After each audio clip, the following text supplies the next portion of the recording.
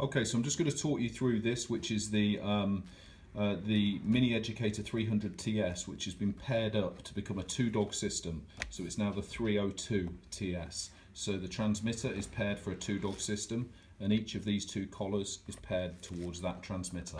So first of all, to turn the transmitter on, if we turn it over, we've got a large on-off button on the back here. I'm going to press and hold that. I'm going to release, and if I turn around, we'll see that we've got the collar on. See how we've got 1D flashing at the top? We've got a big 0 in the middle, which represents the stimulation, and we've got a letter C to the right hand side.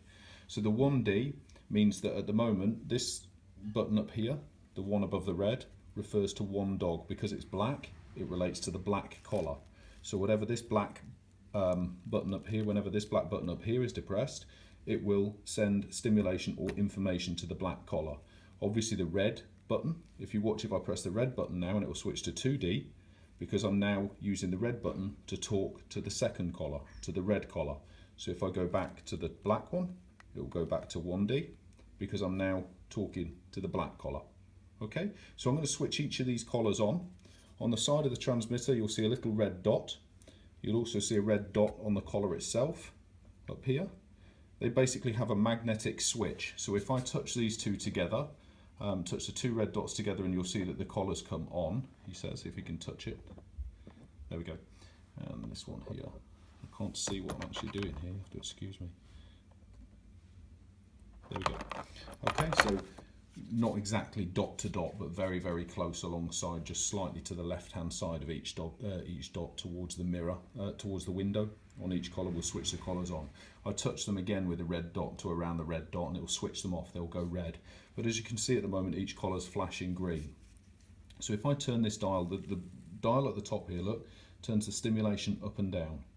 And so if I'm going to press the stimulation button, say we're on 30, and I'm going to press the stimulation button and I want the black collar to respond, then I'm going to press the black button above here, and as I press it, you'll see that both red lights on the black collar and on the transmitter flash together. If I now switch that over because I want to use the red collar, I'll just simply press the red button, and now it's the red collar that's being activated. Okay, so I use these two buttons, the black and the red, to communicate accordingly with the black and the red collar. The stimulation could be turned from 0 all the way up to 100, and then back down to 0. If I want to lock the stimulation, there's very seldom a time when I do this, but if I want to, I can just press this dial down on the top and you'll see the number flash. There we go. Now I can turn the dial and the stimulation is locked. If I want to unlock the stimulation, I just press it down again and I'm unlocked. What you'll notice is that even though the stimulation is locked, say I lock it at 6, there we go, I can only deliver 6 to either of these collars. If I turn this around, it still can only deliver 6, but when I unlock it, the collar will be at the level that it was at with my twirling. Okay, so when I was turning it around in the background, it still moves the levels up and down, although it's incapable of delivering that level. So just be careful that if you decide you're going to lock your collar at say 10, 20, 30, 40, whatever, and you move that dial around, when you unlock it, it will be where it would have been had it been unlocked when you were moving the dial. Okay, it isn't a feature that I use very often, the locking of the collar, but just to let you know. The C in the window represents continuous, meaning that when I push the button, or if I turn it to a level, when I push the button, I will get continuous stimulation for up to 10 seconds of me holding that button in.